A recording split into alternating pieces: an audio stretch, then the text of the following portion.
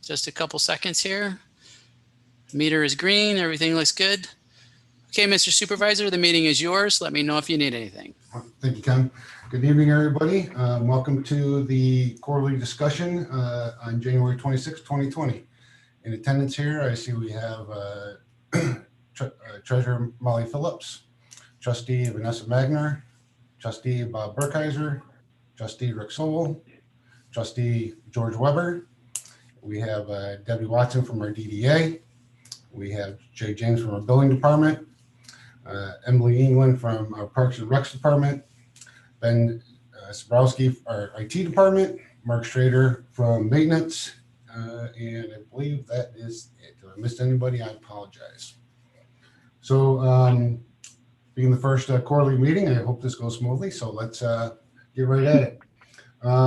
First off, we're going to start off with public comments. If anybody is out there that would like to speak to the board, please raise your hand, and we ask that you give us your name and your address. You will have 2 minutes to speak. This will be for you to address the board. We may respond to you, but we may not as well. So do we have anybody out in the public that would like to speak? We did have a phone caller, Mr. Supervisor, but I no longer see them. So we have no one in the public at this point. Okay, well then I will close the public comments. So first up, I believe Chief Dundas going to discuss the FEMA grant application for the fire department. Yes, thank you. The fire department has budgeted $4,000 annually to pursue grants, and I'm asking the board tonight to give me permission to use some of that money to aggressively pursue the AFG grants through FEMA. This is federal money. AFG stands for Assistance to Firefighters Grants. What that is intended for is for equipment purchases. The AFG program through FEMA has a 90-10 split in terms of cost sharing, meaning that we would have to pay 10% of the cost, the total cost of the grant, and FEMA, the federal government, would pay the other 90%. I have some good support with some of the firefighters here working with me to put things together to write these grants. I'm also still using Kerry Thompson and his guidance. He's a grant writer that I introduced to the board this time last year. He's also the grant writer that helped us get the SAFER grant and put on those 8 additional firefighters a little over a year ago. I would be happy to answer any questions, but again, I want to be more aggressive about putting our name out there and getting these grant applications in. I feel as though the more swings at it I take, the better chance there is that we're going to hit on these sort of things. That's the same way I felt about the Mega Millions last week, but I hope to be involved in maybe as many as 5 grants this year. Some of them are regional grants that cost us very little to write and apply. These are grants that we would share the cost and resources with, but benefit from the equipment entirely, where we would share some of those things with fire departments around us. Last year, I did write a regional grant for SCBA air packs and masks. The ones that we're currently using are MSA air packs that are over 13 years old. We have a total of 6 fire departments, including Commerce Township, involved in writing that particular grant again this year. The benefit to us would be over $500,000 of equipment that we would have to pay just 10% for. I'm also asking to write 2 grants specific to Commerce only. The first one has to do with washing and drying equipment for the maintenance of our turnout gear. Keeping that turnout gear clean also reduces cancer risk for firefighters. Currently, we only have 2 of those washing machines in the fire department here, and our drying equipment is very old. An additional benefit to that grant, should we be awarded it, is it would save me money on the construction of the new fire station, as we've included in the budget for the new fire station some of that same equipment. The next one I'm very interested in is writing a grant for an assortment of rescue equipment. The fire department has become more involved in technical rescue, which is repelling, trench rescue, confined space rescue. It requires some very specific equipment, ropes, carabiners, harnesses, things like that. I'd also include in that grant to improve our ice rescue equipment and our water rescue equipment that we currently have in use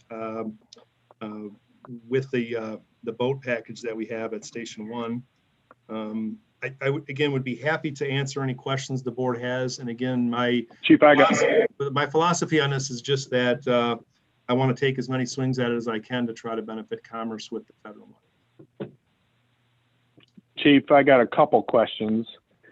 Do any of these grants in general obligate us, except for the 10% or whatever we would contribute to it? Is there any other, I'll call it potential obligation long-term down the line? To me, it sounds like with equipment, it wouldn't do that, but sort of with the SAFER grant, obviously we're being obligated to the salaries down the line.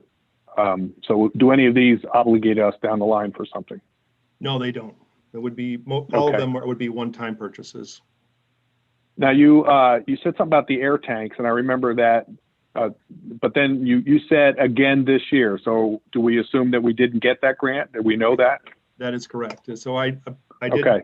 You guys allowed me to apply for that grant last year, the same grant with the 90-10, and I was unsuccessful with that. But again, that's a regional grant, and I have the same 5 surrounding fire departments sharing the cost of writing that grant.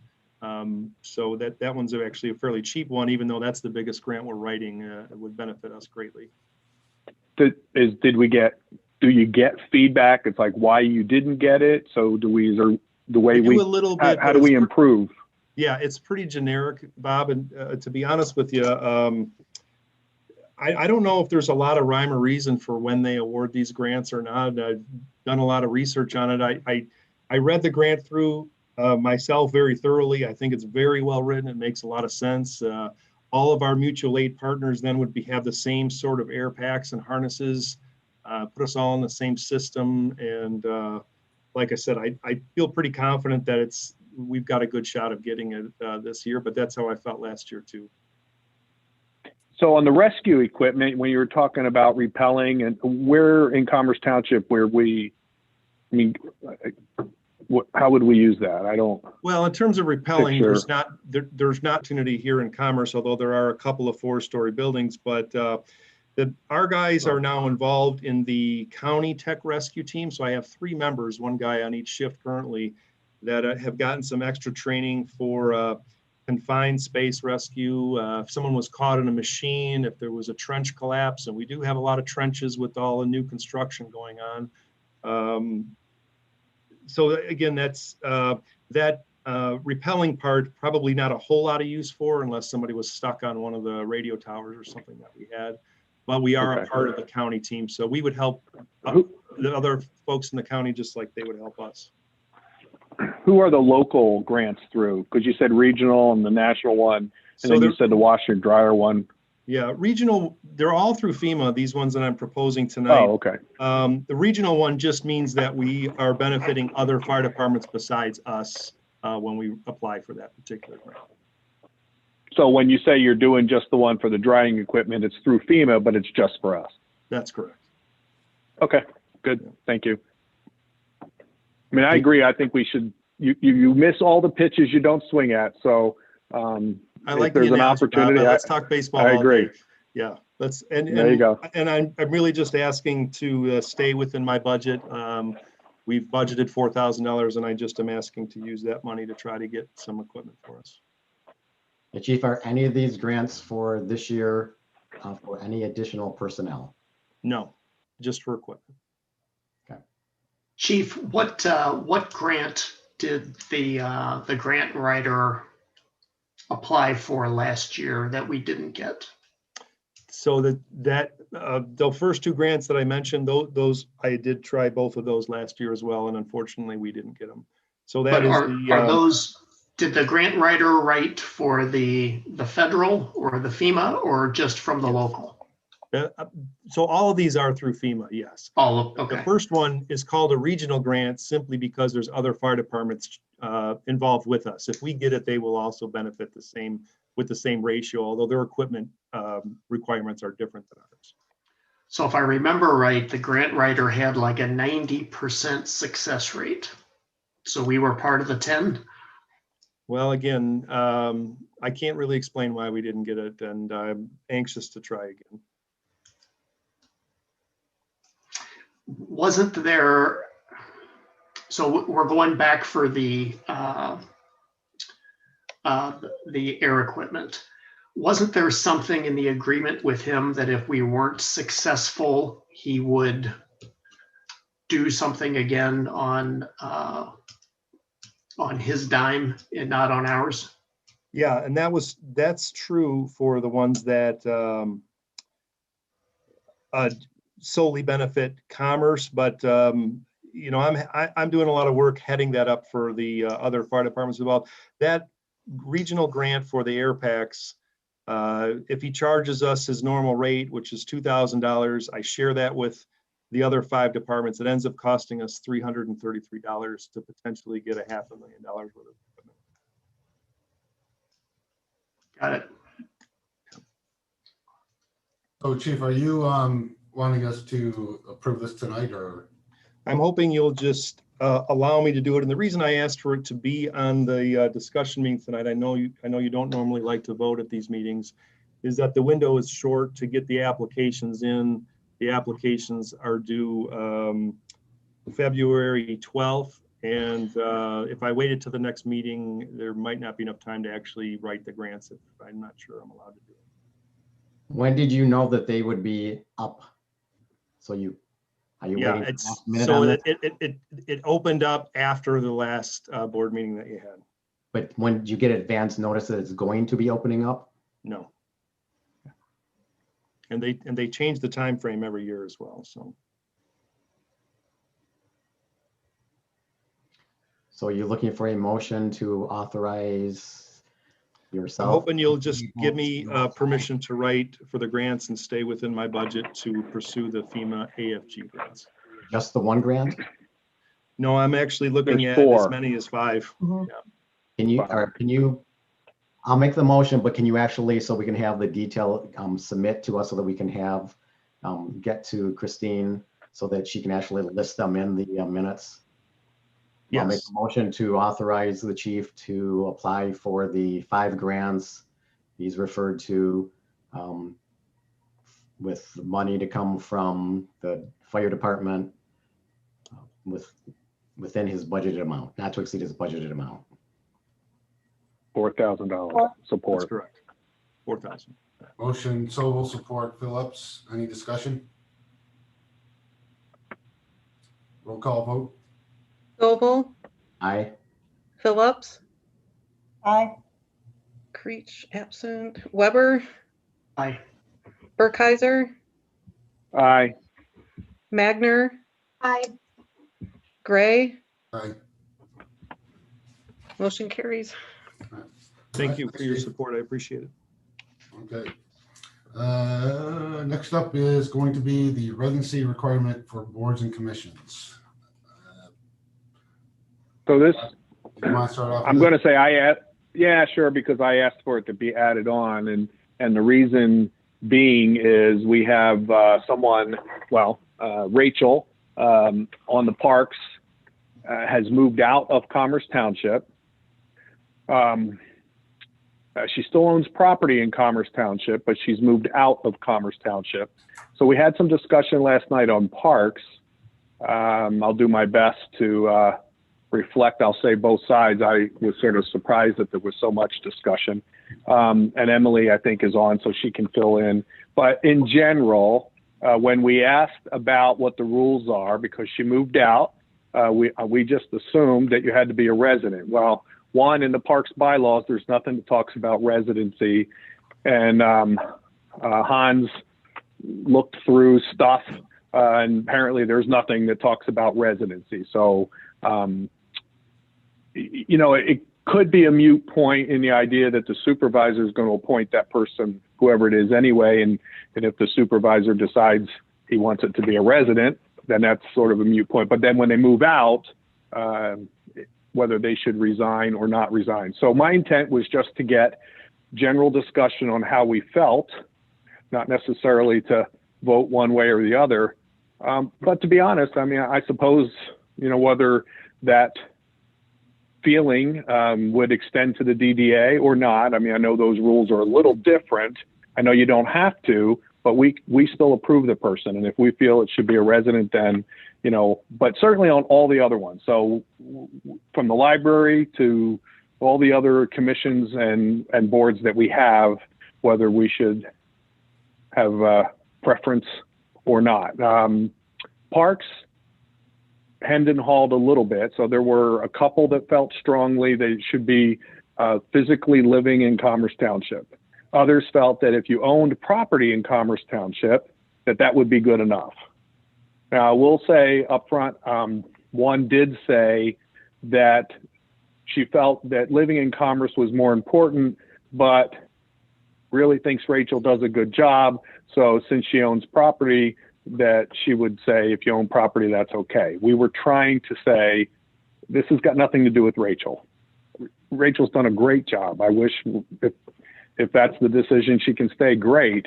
But if it's that you should be a resident, then, I mean, I'm sorry, it has nothing to do with Rachel. So anyway, that's why it's on here, to get feedback or feelings. It's not necessarily voting for anything, but just to get an idea on how we should move on our bylaws as we're reviewing them. We're reviewing all our bylaws because of the open meetings, virtual meeting type stuff. And so whether, if you're on our different, whether it's planning, whatever it is, if there's residency rules or not.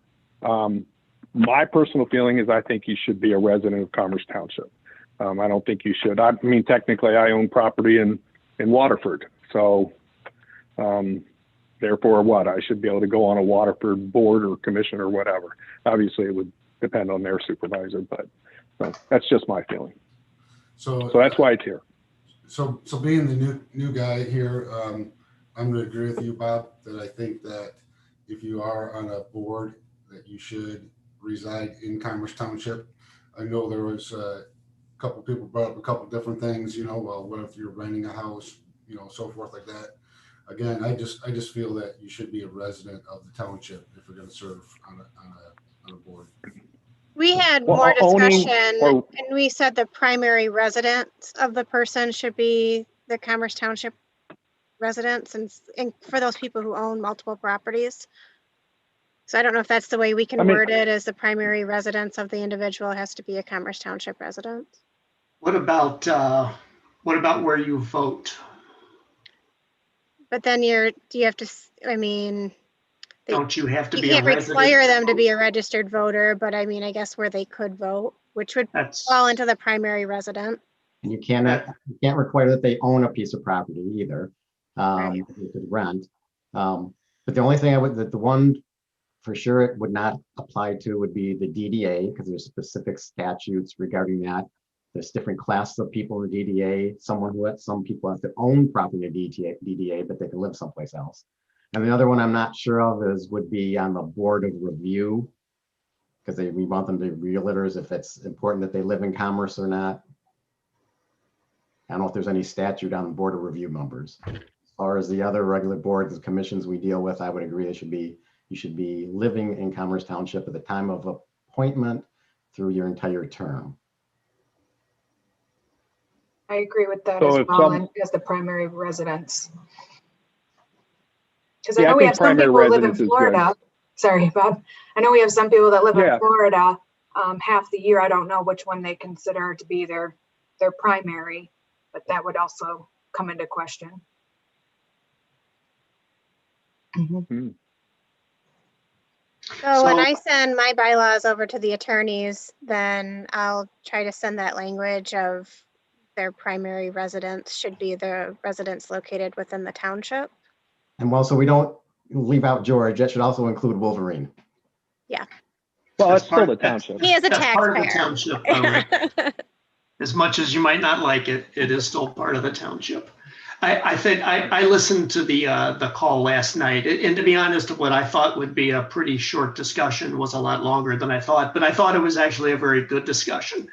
And I thought what it came out of it were a significant number of what if scenarios. And therefore, I think we need to think of the most simple solution that is the best solution for commerce. Because if we try to get too detailed in it, there will be exceptions, and I don't think we want a lot of exceptions. So I do agree that their primary residence should be in commerce for all of our board and commissions. The DDA is different. I understand that, but I'm not sure why and Rick, help educate me. I'm not sure why the board of review would be different than the planning commission or the ZBA or parks as examples. I'm not suggesting that it should be. I'm just saying I don't know if there's any specific state statute regarding the board of review members. If there's not, then I would agree they should be residents.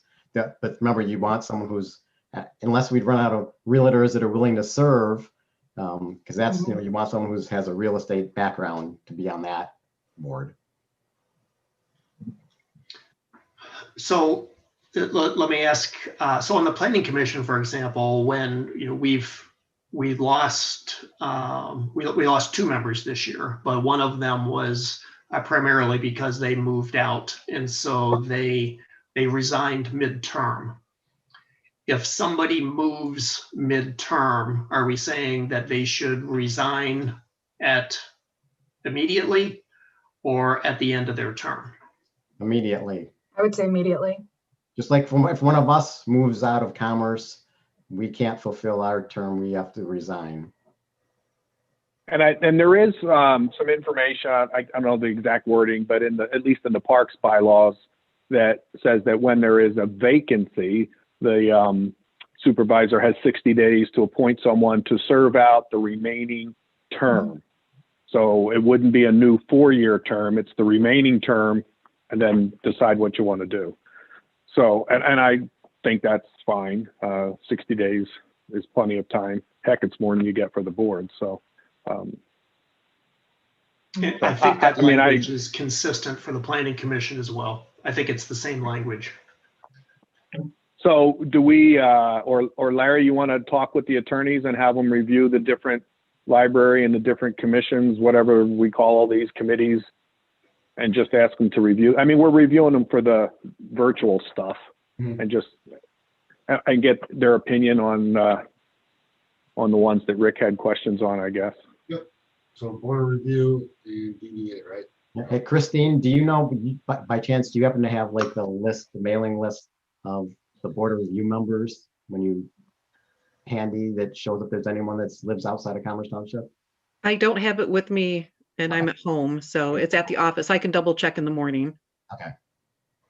Do you want me to So send is you an that email? likely that we've got a bunch of them that live outside? I have no idea. I believe they're all Commerce residents. Yeah, I'm pretty sure. Larry, could I interject for a moment? Sure. I did send you an email today with the statute information in our bylaws for the DDA. It's quite simply, at least 5 of our 9 members are required to hold a property interest, and 1 member must live in the DDA. So that is in accordance with the statute. So you've got that information you can forward on to the attorney also. Okay. And that was from our attorney, Roush. Okay. Thank you. Thank you. So the library board, everybody's in commerce, planning commission, everybody's in commerce, zoning board, everybody's in commerce, parks and rec, everybody's address is in commerce. And the DEA got just mentioned for review. Everybody's in commerce, and that's it, right? Okay, good. So Bob, did Rachel resign, or was this conversation No, to see if she should? I mean, she still owns property. She said outright to everybody, don't make this about me. If I'm allowed to stay, I'll certainly stay and serve. I enjoy doing it. Her kids are in Walled Lake schools. It's just how often she comes down here. She doesn't live, I guess, that far away. Her kids go to Dublin. So technically she's in, is it White Lake? I think it's White Lake. White Lake. And she said, and if I have to resign, I have to resign. And so don't make, this isn't supposed to be about me. It's the general concept. And we had, I would say we had, Emily, help me. I want to say at least 3. There were 2 people that felt strongly you should be residents. I would say there was at least 3. How many do we have? 7? 3. There were at least 3 that said that you should just have to own property. So then I asked, well, what happens if you're a renter? I guess technically as a renter, I mean, I guess as a renter, well, you should still claim residency, I would think, for voting purposes and everything else. And then there was one who said, I'll say flip-flopped, that went and said that owning property should be good. But on the other hand, if it wasn't for Rachel, I would say, you know, you have to be a resident. Like we just said, well, this isn't about Rachel. So anyway. Rachel brought it to our attention. She brought it to our attention 2 months ago, and we sent it over to the attorneys. So it was just time to review. She's been positive. Like I said, Bob said she doesn't care either way. And last night, I think it was hard to take her out of the equation and look at policy over person. So.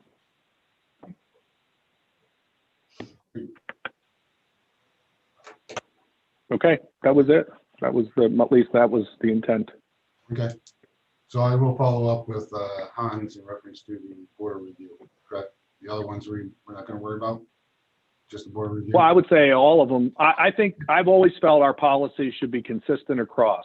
Okay. So while I understand that everybody is from Commerce, because generally when we appoint them, they're living in Commerce, but I think it should be specifically outlined in the individual bylaws. Okay. So as the library's reviewing, we're all reviewing them because of the virtual stuff. So as they review them, maybe there can be a canned statement or something that the lawyer comes up with or we come up with to put in there about residency, primary residence or whatever. So I will take care of that tomorrow. Okay. So item number 4, DDA director discussion. Rick, did you want to start this off? Sure. Unfortunately, we need to find a new director. You know, it's a tough position because it's, even from an interview standpoint, and once again, kind of taking Deb out of the equation for a moment here, is it's not a position. It's, first of all, the DDA director works for the board, the DDA board, indirectly for us. So they work together. You know, we work together with them. We fund them. We fund the DDA, but the DDA is its own separate corporation and entity and runs itself. But obviously, we got to have really someone that we're comfortable with. We did have a time where we had a person that was a DDA, a director that we were not comfortable with, and that caused lots of problems, which is one reason why we now have 2 attorneys. Phil used to be the attorney for both. And we had this argument between the 2 boards that caused us to have this, you know, relationship that was not in the best interest of the DDA and the township. Fortunately, we're past that. We don't have that now, but it's got to be someone that we're comfortable with. One of the challenges with the DDA director is the fact that a lot of the stuff the DDA director deals with, they keep the information in their head. They don't make notes. They don't tell us, you know, who they're dealing with for confidentiality and open meetings reasons. They don't put a lot of stuff in writing so that it, you know, when something like this happens, a tragedy like this, it does make it difficult to, you can't really just pick up where they were and go from there. There's no transition. Then, you know, obviously, you know, whoever in this case, Deb, has the most information, in my opinion now, it's just now I'm giving my opinion, is that because she takes some of the notes, she's involved in some of the discussions. I don't know if she goes to a lot of the meetings, you know, with Mark. So those are some of the things we need to find out. But once again, it's the DDA board that's going to appoint someone. And so, but it's someone we got to be comfortable with and work with. So that's just my 2 cents worth from past experience going through like 3 or 4 different DDA directors. So I mean, I agree. I think we need to have continuity. So I don't have an issue with an interim, and I don't know whether that's our decision or not, to be honest. I want to say that, Deb, help me out. Did you say you suggested a 2-month interim time frame?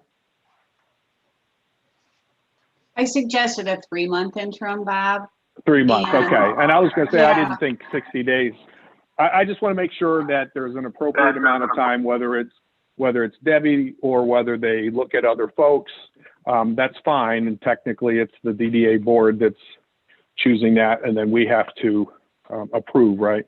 So, I certainly think an interim one, and I would be, they're going to make that decision, but we're going to have to approve it. And so I would be in favor of that. So The other thing is that, although I know going back to item number 3, residency, past directors and assistant directors from all live within the township. Now, Kathleen didn't. Kathleen didn't. she was not, It was in Milford. she was not the DDA. Oh, she wasn't, yeah, she worked sorry, I was thinking she used to attend the meetings. Winberry, Well, Bob Schumann, whatever. But anyway, Kathleen was director. Yeah, he was a she was director. Sorry, I'm like, you confused me there. living in, was it Milford then? Yeah, but it's been both ways. But I don't know if that's if that's statute issue or if that's just it's just an us issue. So I don't know the answer to that. So, but once again, that could tie into what we just talked about on item number 3. Mhm. So Rick, so I think I heard 2 different things.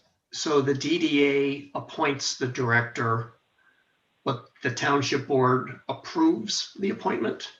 And we control the budget. So what We happened? control the budget. Yeah, so what happened one year when we had someone we didn't approve of, we made the budget for the director 0.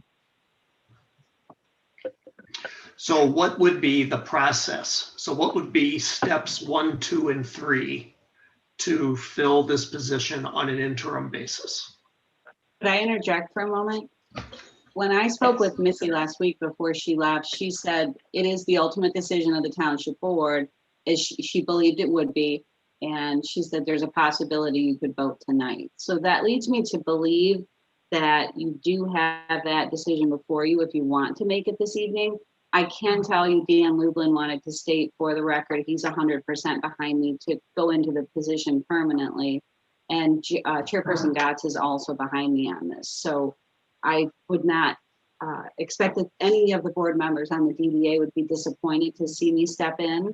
And if you made a decision tonight, so you're welcome to do that, or you're welcome to wait another month. I just know that time is of the essence with signing invoices and those types of decisions that need to be made. But I'll let you go from there. So I would say that what Hans sent us is that it's the responsibility of the board, and he said in this case the DDA board, the governing body is the municipality, and they're the ones that approve it. So if the director is absent, disabled, the board may designate a qualified person to act as acting director to perform duties before entering upon duties of his or her office. The acting director shall take and subscribe the oath and furnish bond as required of the director. So, I mean, I'm taking that, to be honest, that it's the DDA board's responsibility. I guess you could say worst case scenario is if you get a flavor that we're in favor of that, they can make their decision, and then it's 2 weeks when we have our next board to do an approval. So anyway, I don't know. If it's critical. We don't have an attorney talking to us tonight, so I don't. So we can make a resolution, though, on an interim basis. I don't think we can. So I read it also that the DDA board has to make the appointment. But I think that we could make a resolution recommending the appointment, and then the DDA board making it official is the way that I read it. So you're referring to, I'm assuming both Bob and George are referring to interim, not permanent, correct? Correct. Correct. Okay, so yeah, I was always, from learned it was the township board appoints the directors and the DDA members, and the township board appoints the DDA members, the DDA members appoint the director. And then we approve the budget. But this is one of those times when we may want to both have a DDA. In fact, I would suggest the DDA should have an emergency meeting, especially now with Zoom makes it really easy, so that they can make their selection. And then right after they make their motion to who they want to be the interim director, we could then have once again, a meeting, 24-hour notice or 18-hour notice, and then we could then affirm that person. So Is there a reason we couldn't have? Is there a reason we couldn't have a joint meeting with the DDA on this? You could. They still have to vote separately. Right. But then I'm just thinking we could get the discussion and get everything handled at one time. Yeah, I mean, I guess that's if they can try to do. I guess with Zoom, it would make it fairly easy, and obviously it could be just a quick 5-minute. You don't have to have any other agenda items, so it'd just be that one, and it could be a simple vote. Although it would have to include salary. Yes.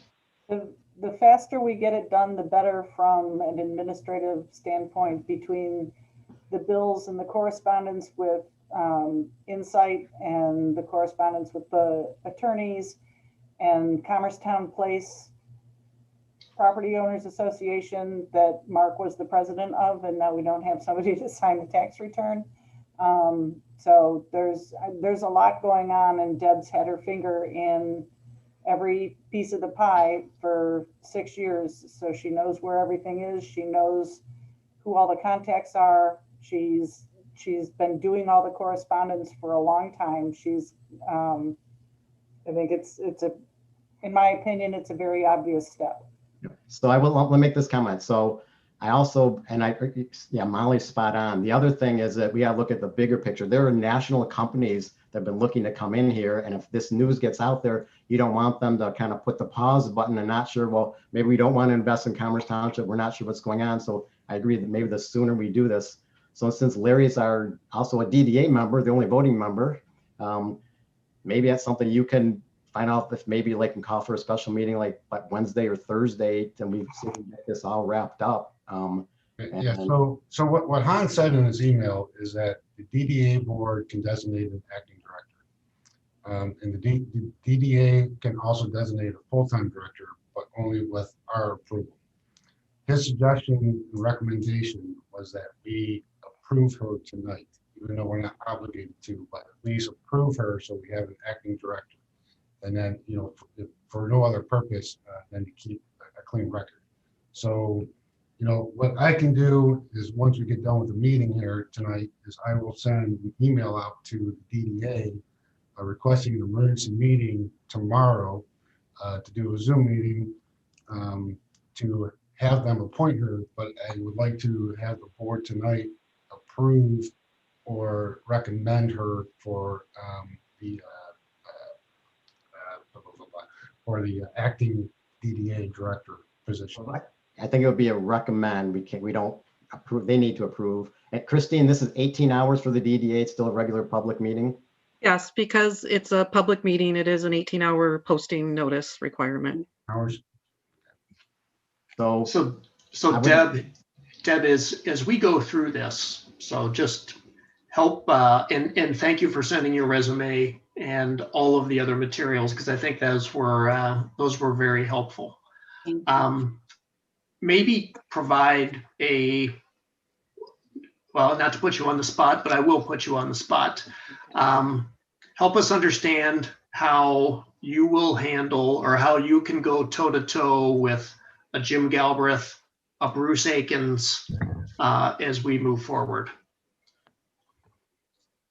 That's kind of broad, George. Do you mean like in negotiations? I would say in negotiations and in general management of those projects. Okay. First, I think making myself available to them, as I always have to the DDA in general, 24/7. They know they can call upon me if they have issues. I've already established good relations with our developers, especially Jim and Bruce. I have been in the meetings. I wasn't in all of the meetings, but I did establish relationships with our developers and all of our consultants. You know, when it comes to negotiations or going toe to toe, as you say, I would first say negotiations are just discussions like we're having here right now. And each party comes into any meeting with our numbers or objectives. We have those things in mind, and there's an acceptable range of what we're going to be comfortable with. So we're always striving to find that common ground. There's give and take, but we certainly have a process, especially in sales. We consider serious offers. We listen to their proposals. We answer their questions. We share information. That's really important, to exchange information. And we research the developers to make sure that they fit into our project and have our same vision. So I think when we find developers with that shared vision, it makes it a lot easier to work with them going forward. In any negotiations, I wouldn't be going in alone to a meeting. We certainly have our team of experts, and I'd be well prepared. Discussing possible concessions and terms and things well beforehand, so we're prepared to address those. In addition, the township offers so many desirable options for our developers through conditional rezoning, special land use, and PUDs. And the PUD process itself, that involves extensive ongoing negotiations and discussions.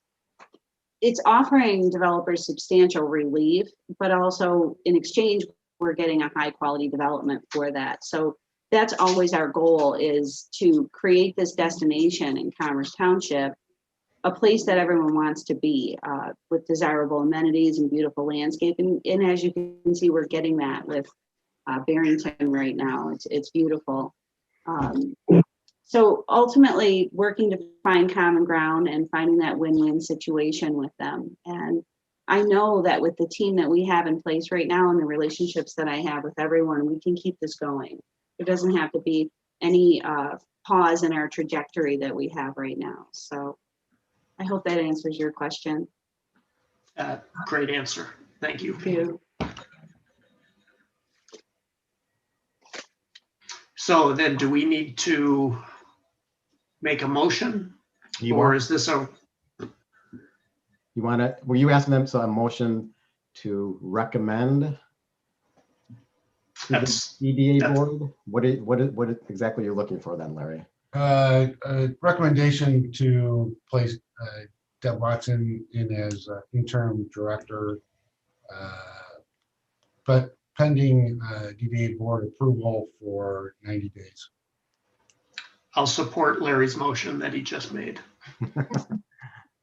Okay. I think you worded it perfectly. Mm-hmm. I'm getting the hang of it. Any discussion? Yeah, well, so the DDA board is going to select the dollar amount, or we should pick the rate. We approve. Well, we already approved the budget, so as long as they don't go over it. As long as they're staying in the budget. Mm-hmm. Which I think she mentioned that her rate. Her rate is under.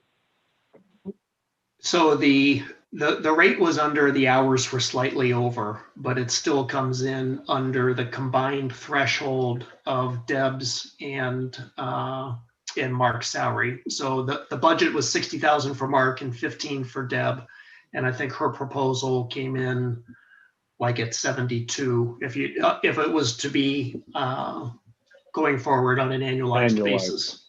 Mm-hmm. So Deb, you mentioned you would talk about it at a later date if you needed an assistant, because then at that point it would be going over budget. Well, I think we would still stay within the budget. That's crucial. If there was one thing Mark taught me, we cannot go over budget. So that was the most important on our list. If an assistant is necessary, I will work within the budget and switch my hours, and we'll discuss that at the time. So, and I think this 3 months is going to give me an idea of if I need one or not. I know that I have the time in my schedule, but sometimes it can get a little hectic there. So we'll see. But I think I know her job already. So yeah.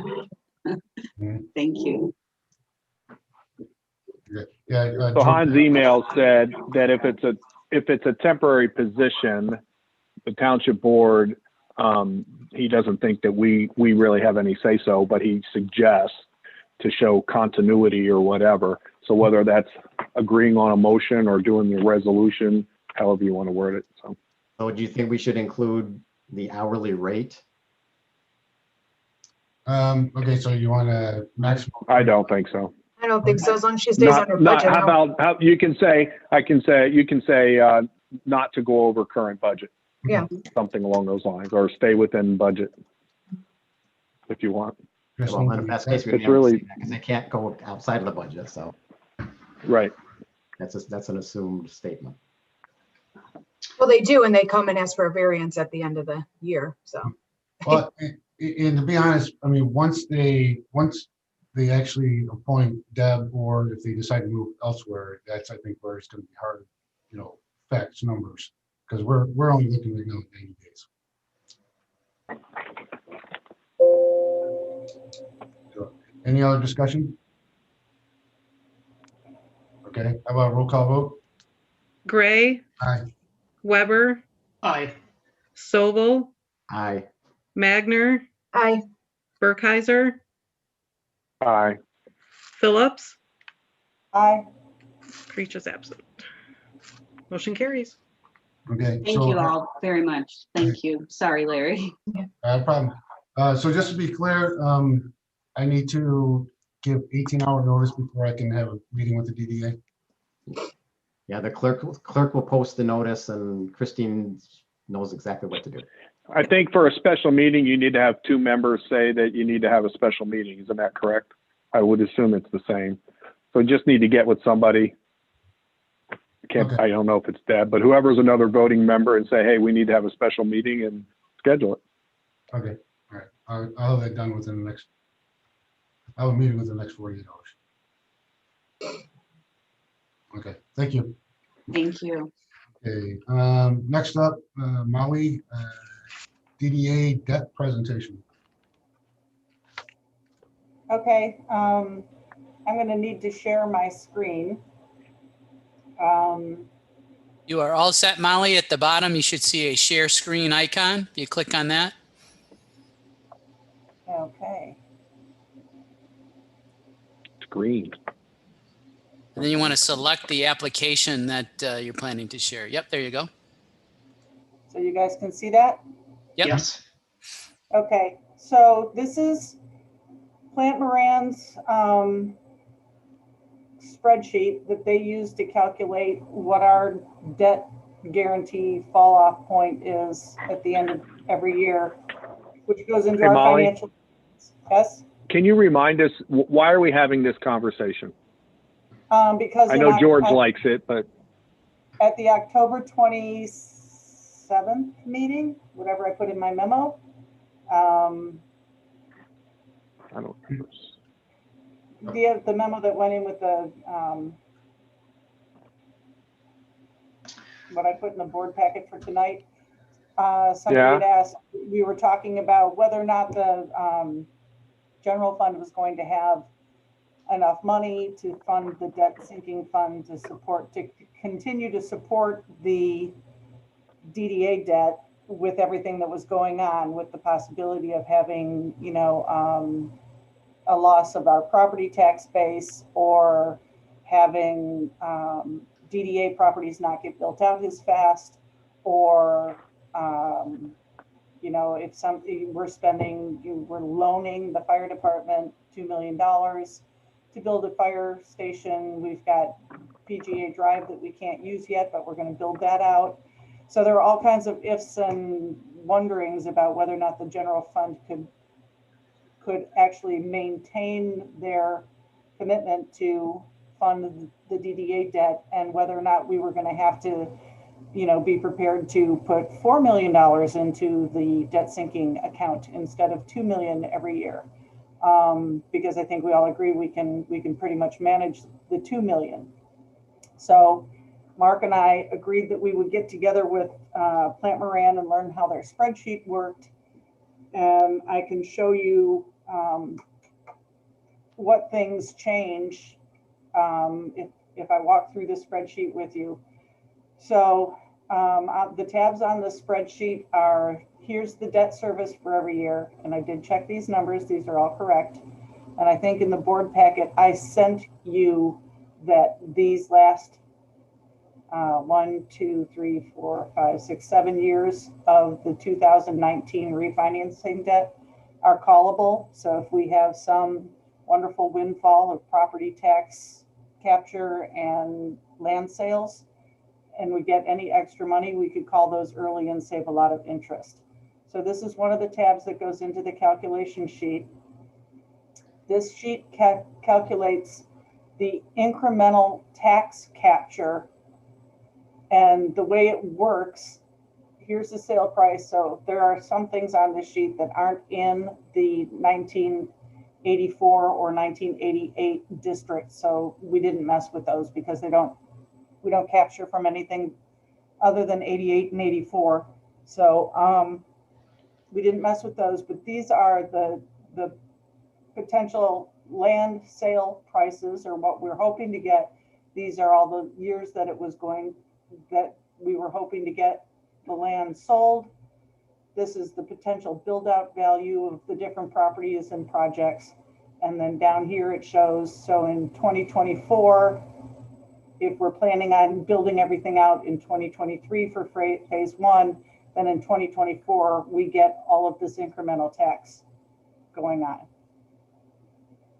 So so the last time Mark and I sat down with Keith Szymanski and looked at this, we moved everything that's highlighted in green had a movement. So we moved phase 2 sale for Aikens out to 2025. We're trying to do a worst case scenario. If something didn't pan out with Aikens and somebody else had to come in and get going, it might take 4 years to get something going. And then that would push the build out to 2027. And we were trying to be as conservative or, downtrodden thinking as we could be. And then so all of these sheets flow into this final analysis and then the cash flows. But in this analysis, we currently have, this is our debt sinking account at December 31st. It's actually 9,147 million. And if you look at these cells, if you look up here at these cells, we're adding $2 million a year for every year through 2029. And then we don't have to add any money for after that. And it takes into account the operating expenses of the DDA, the debt service for every year, and any of the potential additional build out or the sales proceeds for 2023, 4, and 5. This is where we push the sale proceeds out. And then it's back down to just the additional capture.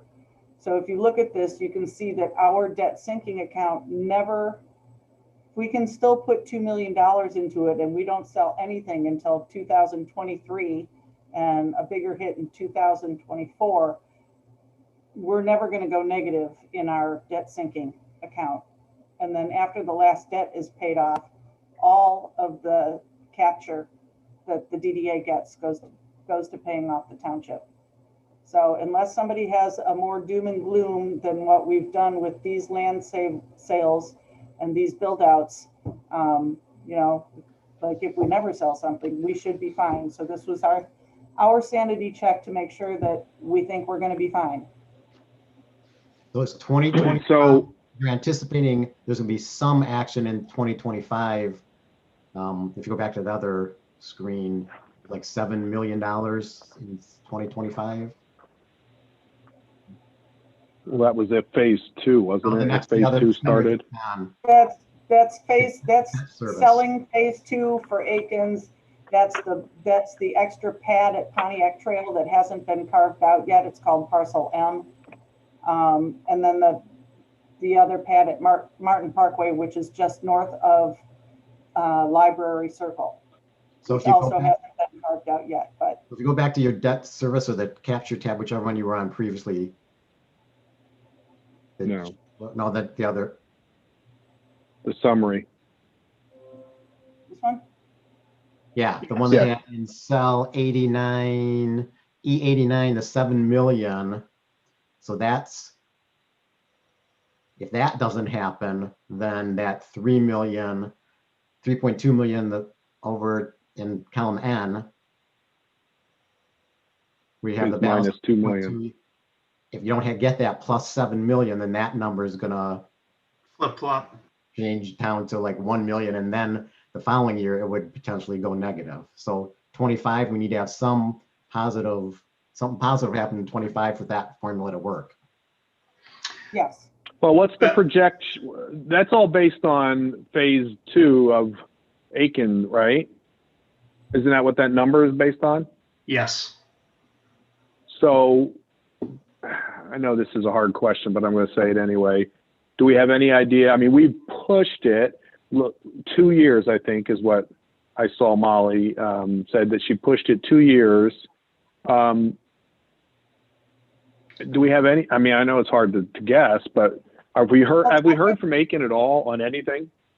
Technically, Aikens is supposed to close on phase 2 in October 31st, 2021. So we've actually pushed it out 4 years. Okay. So Bruce, and I think Larry might have new information. I think the last I heard of the Planning Commission was he was planning to come to either the board or the Planning Commission now in April to provide an update. Yeah, that's what he's shooting for, is to come in April and do an update. So I like the idea, Molly, that you pushed that out to 2025 to give us. So we need to, again, with the DDA, if Bruce comes to us again and asks for an extension beyond the end of this year, we probably need to be prepared well in advance of that to understand what some of the rationale is for it and what we want to do.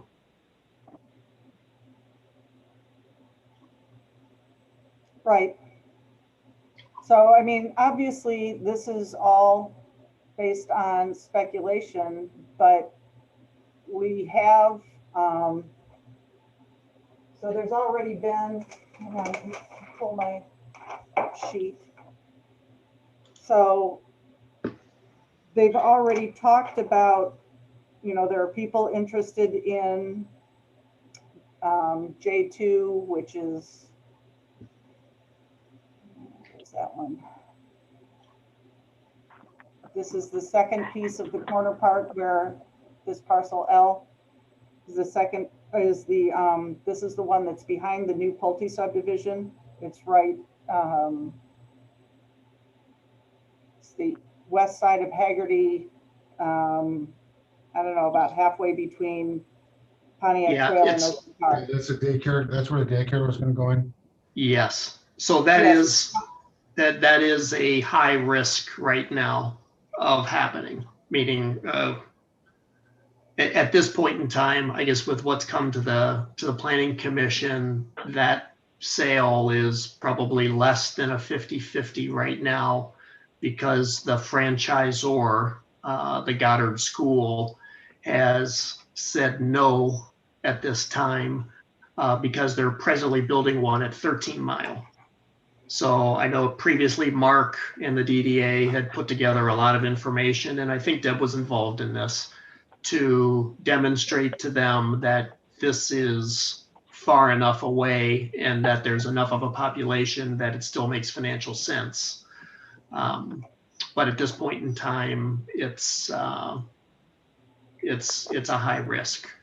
I will say parcel K, although it's a very small one, I think has, if it hasn't happened, it's well on its way to happening at more than the $100,000. Yeah, that's close. That's sold for $250. Yeah. Well, and parcel F, they still have contact with people. That's the one out here in front of the Township Hall. They still have people inquiring about that. These two,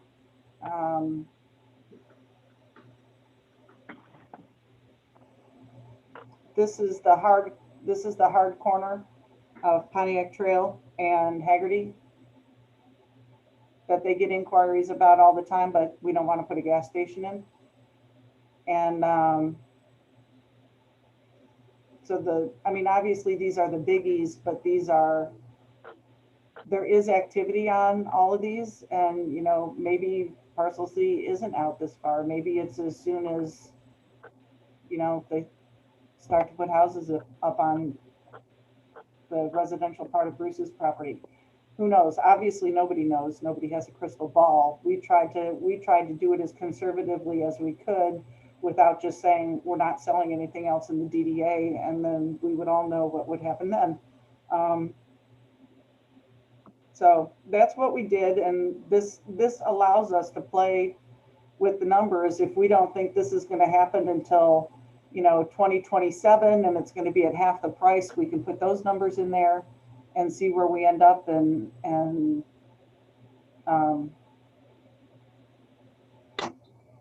so if anybody wants me to put in any other numbers, I can do that, and we can look at what it does to our cash flow projections and where, as they like to say, where the potential wall is. That's a good tool to have. Yeah, I think that spreadsheet is awesome, Molly, and I think all the documents you put together are really helpful. My personal view is, there's not a lot of action we should be taking between now and understanding if Akins is going to close on phase 2. But I think that we should, again, my conservative nature, we should be trying to bank as much money as we can into the debt sinking fund as possible and be conservative on other expenditures as we do that. Once that phase 2 sale goes through, then I think we've got a lot of clarity. I think a lot of the rest of these parcels will follow suit after that. But a lot of these people are all waiting to see what happens with the phase 1 development, and the land values will be, I think, as projected here, only if that phase 1 development comes to fruition. So at least we have the tool now. So if something dramatically good or bad happens, we can check it ourselves without bugging Plant Moran. I think I've got it figured out. I mean, I think you did a great job with it, and I think reviewing this, I mean, this might be something we look at annually, or at least get the summary like you have it annually to see how things are going, especially if we have movement on property or other things. Well, and the nice other job. thing the other thing I'd like to point out is that this spreadsheet itself is, you know, Plant Moran being a bunch of CPAs, the spreadsheet itself is very conservative on both sides of the equation. If you look at these numbers, they're going up 1.5% a year. They're saying that our capture is going to go up 1.5% a year when our property values have actually gone up anywhere from 2.8 to 4.2 points a year. And a lot of this stuff isn't going to be, it's going to be new stuff that's going to, you know, have a huge jump. And there's, I mean, obviously there's caps on the rest of it, but even the state cap for the taxable value is 2%. That's the maximum it can go up. And they haven't put that in here for the increases every year. They're putting it in at 1.5. And then they're discounting it at a rate of 3%. And our latest bonds that we issued for Peninsula Park were at 1.55. So they've got it conservative cost-wise here and conservative revenue side on the other side. So there is some play in there. The cash flow they start with has an assumption in it that they want to leave desired cash on hand of $500,000 at the end of any given year in the DDA, and that continues to the last year of the debt. Well, once all the property's sold and all the debt's paid, the DDA becomes, you know, relatively small from a cost standpoint. because you don't have closing costs and you don't have as many legal fees, and you have their participation in the Commercetown Place Association, but even that will be smaller the more parcels we sell. So. Thank you, Molly. This is really useful. You are welcome. Good job. Thanks. Yep. So we're not going to hit the wall, right? That's the takeaway. Okay. Won't hit the wall as long as we sell phase 2. As long as we sell, right? Yeah. Sooner we sell phase 2, the sooner we can rest a lot easier. Yeah. Hey, if Deb's still on, Deb, if you close that out in the next 90 days, that's your shooting. We'll see what I can do. Yeah, setting the bar pretty high there, Larry. Well, Yeah, I think so. There you go. Is any other discussion on that? Just thank you, Molly. Thank you, Molly. Molly, Yeah, great job. appreciate this. Appreciate that. Okay, next up on the agenda is township-owned properties, and Mr. Weber, I believe you were gonna go over this. Yep, Molly, if you stop sharing your screen, then I don't know how to. I've lost my ability to have anything on the bottom of my little screen thing. I'll take care of it. Thank you.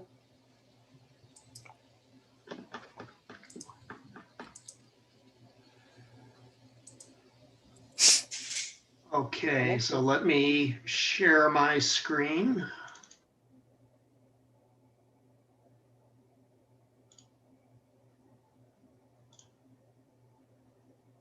Can you see that? No. No. Great. How about that? No. Not yet. Let me see if I need to reset something here, George.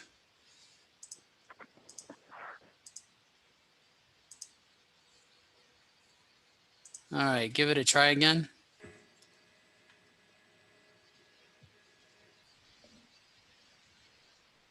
Molly broke the screen share. My bad. There we go. Yep. Something's Okay. moving. So let me try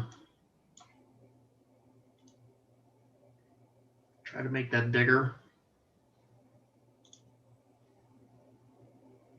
Well, okay. If you, as long as you can see that, that's close enough. I can only see that don't you're see starting to share your screen, but It no hasn't come document. out yet. If you wanna send it to me, George, I can share it Yeah. and you can talk. Let me try resume share. There you go. Oop, I see something. Yep. Ooh, it's pretty bright. Good. Okay. That'll wake us back up. Although today it's still January 26th, right? Yeah, I guess it is. Why isn't this in why isn't this in green and white? That's right. Yeah. Hey, no, I got no dog in that Township hunt. colors. But now, so Next. can you see the next slide? Not yet.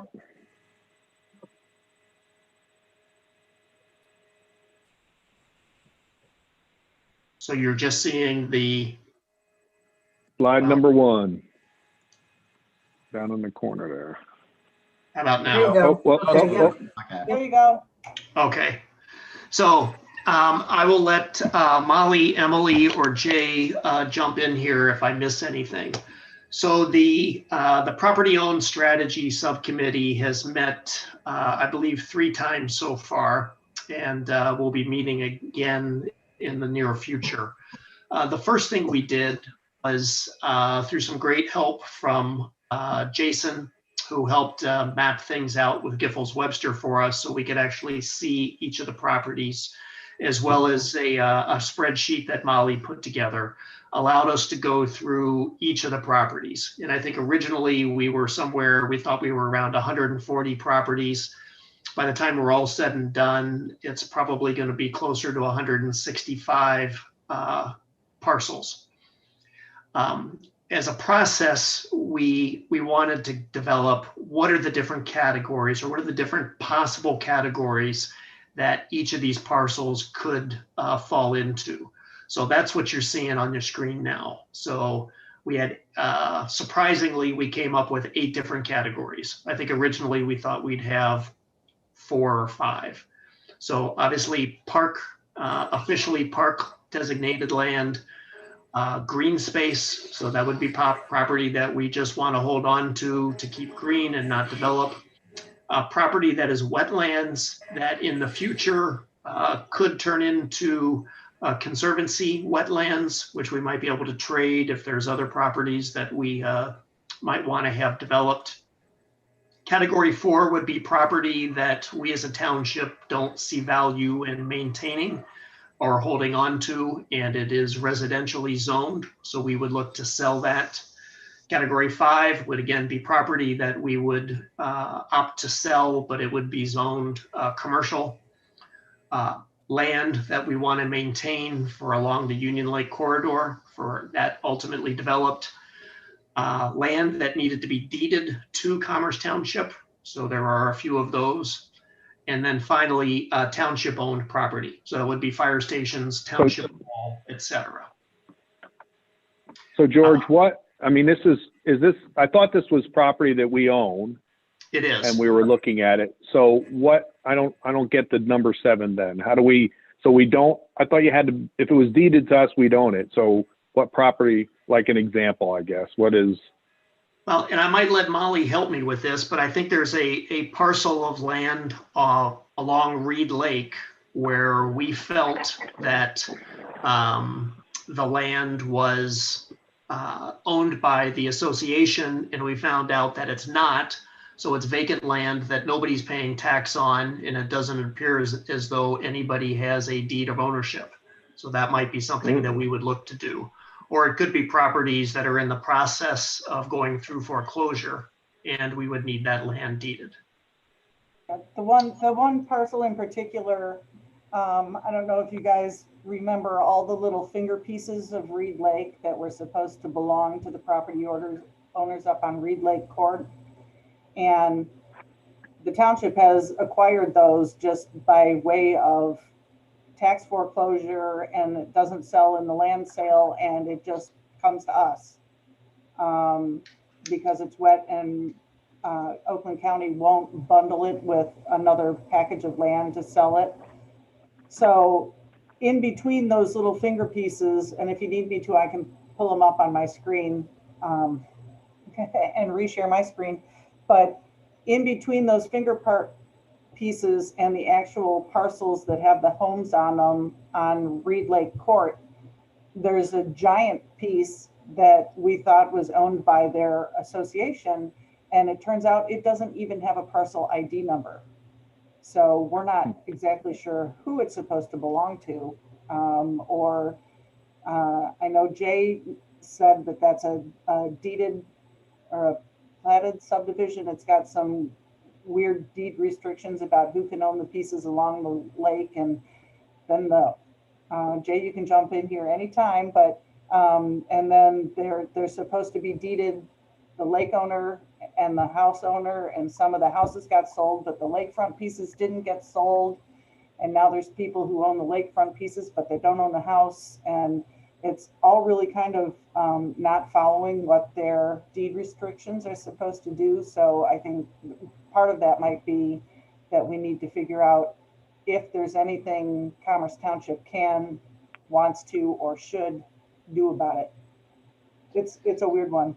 And Bob, just for so far, and maybe I'll just, the last 2 bullet points. So far the subcommittee, we've gone through and we have categorized 100 properties.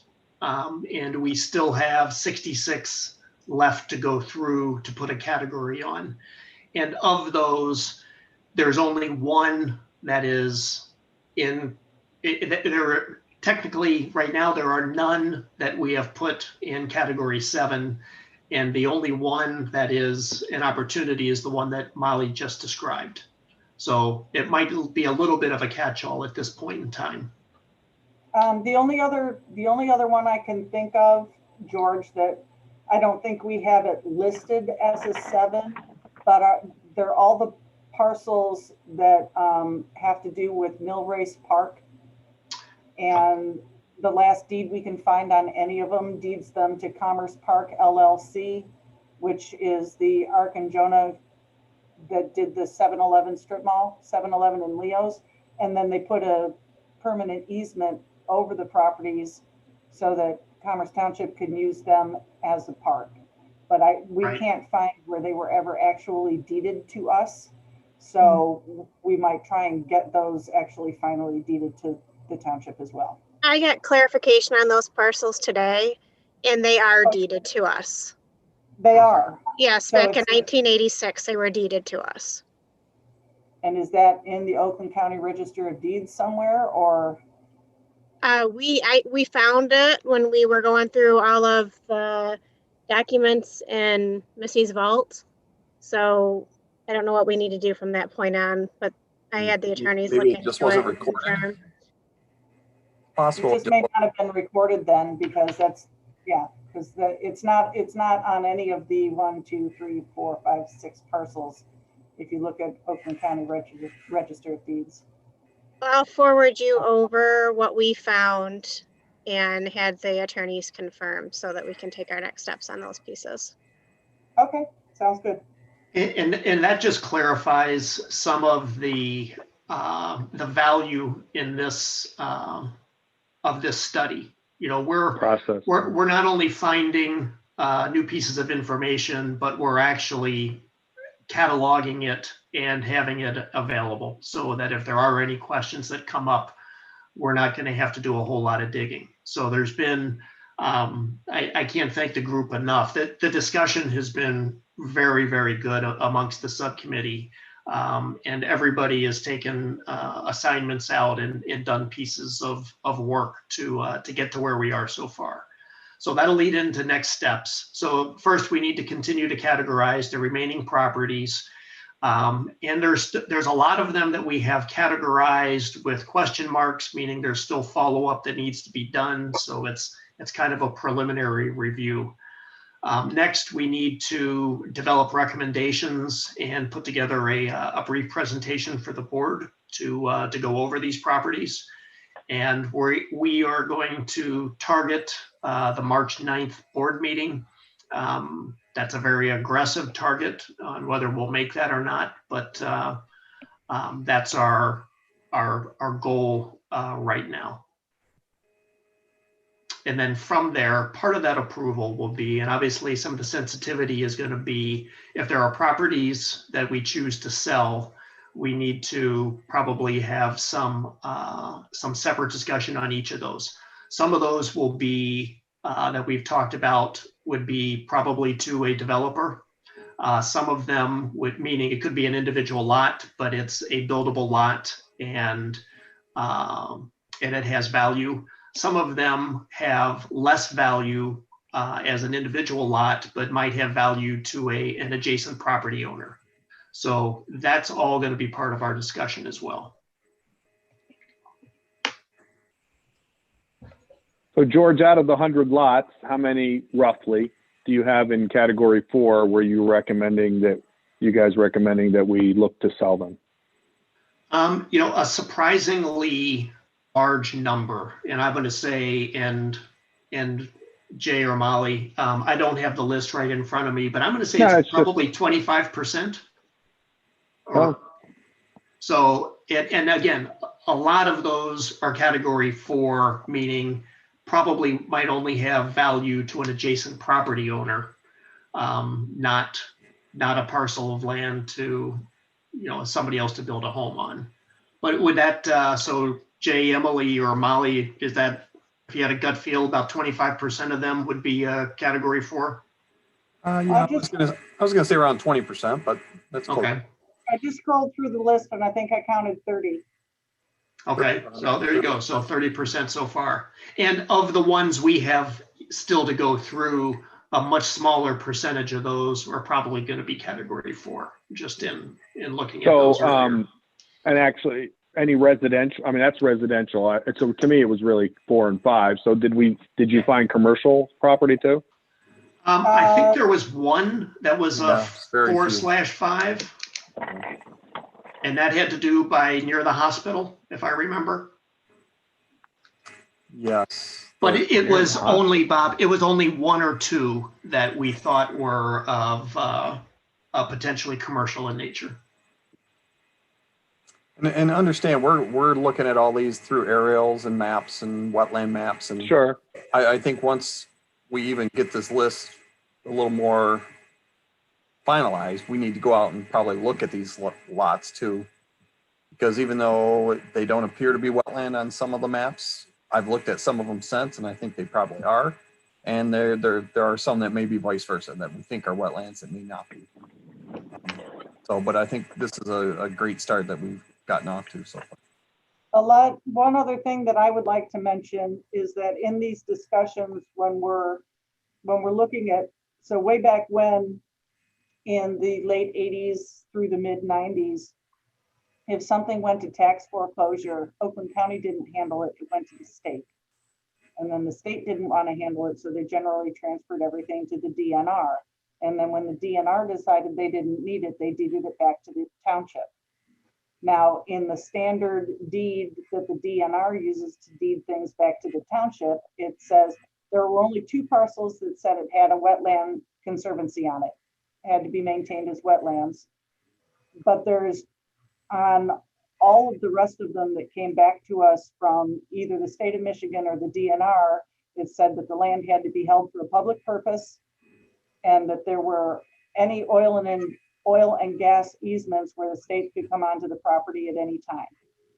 Now, that makes it sound like they might be difficult to sell, but I will tell you that we've already sold a couple of them in the last 2 years to adjacent property holders just to get them off our books, and we haven't had any problems. So I don't know if those were just caveats that were in there that, you know, they were good at the time. But so Molly, on the adjacent property owners, I mean, if there was a lot next to me, unless it was buildable, no offense, why the hell would I buy it from the township? I mean, if it's a buildable lot, I could see where you might want it to save it your property. But if it's not buildable and it's not costing me anything, why would someone buy it? Well, there's parcels out there that may not be buildable on their own, but if you split them off or sell them to a neighbor, it provides them enough land where they can do an addition to their property or expand their footprints where it become valuable for them. Okay. Well, in some of these properties that we've identified that, you know, they're really not buildable on their own, the house that's sitting next to it, their driveway's on township property, half the garage is on township property, their shed's on township property. Right. And, you know, the choice is, okay, then you can move your garage or you can buy this, this sliver from us, I guess, you know, but there are quite a few of them like that. So a lot of encroachment. Yes. There are encroachments. Have we talked with the attorney for, I don't know if there's anybody online here, but and I always forget. I always want to say eminent domain, but I know that's not it. For taking care of your neighbor's property. What's it called? Adverse possession. Yeah. So is township property at risk for that? Yes. We have that all along all our parks. So can someone, if for that hut and everything else that they're cutting grass and doing everything else, can they file to take that piece of property from us? This has come up recently where we spoke to Hans about it. So there are certain areas adjacent to certain parks where it might be more possible for somebody to claim that. What we're trying to do is, as we're coming across these, we're trying to send out letters to the owners, just letting them know that we believe, you know, you've encroached into our property. We're not asking you to do anything at this time. We're just informing you. And I believe that stops possible adverse possession as long as we're making them aware of it. Yeah, part of adverse selection is 15 years of in some of the terms in it are adversarial use, meaning with no notification. So 15 consecutive years. So if we notify somebody that you're encroaching on our land, the 15-year clock stops. So this has been Or restarts. this has been Or something. This is something that's been an executive session item. So I would say before we go into too much more detail, maybe Larry, you might want to, or whenever we're going to be meeting in person or whatever, is maybe add that to the agenda so we can bring this back up in executive session. I'm not sure you want this on a recorded line. Okay, that sounds good. So anyway, I don't think we have anything else to discuss on this. If the subcommittee doesn't have anything else to discuss, we're in progress, in process. We've made a lot of good progress. We have a plan that we're following, have a process that we're following, and hopefully we'll have something to review in detail with the board at the March 9th meeting. Good job, George. Yeah. And Who's on the committee? Who's on this committee? Molly, Jay, Dave Campbell, Emily, and myself. Okay. And I would say the heavy lifting are by Jay, Emily, Molly, and Dave Campbell. So George, did you guys discuss Show. currently owned township property and what, I mean, for example, the PGA, I mean, we've had a discussion on the PGA, what we want to do with that. So you had said that might be part of this discussion. So is that something you guys are prepared or to talk about or no? That's PGA, and the sheriff's substation is a separate group.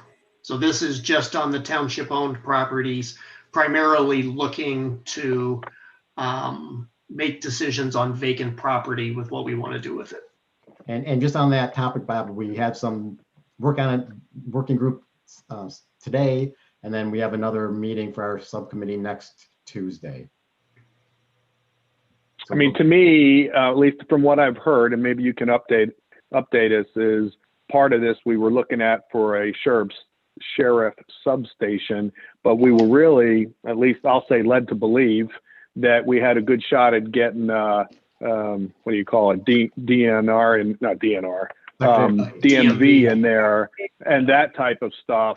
And now I understand that that's not likely. They're trying to do everything on those kiosks. So I guess as you're looking at this, are you looking at what are we doing with the rest of this building, or what are the real needs of the township?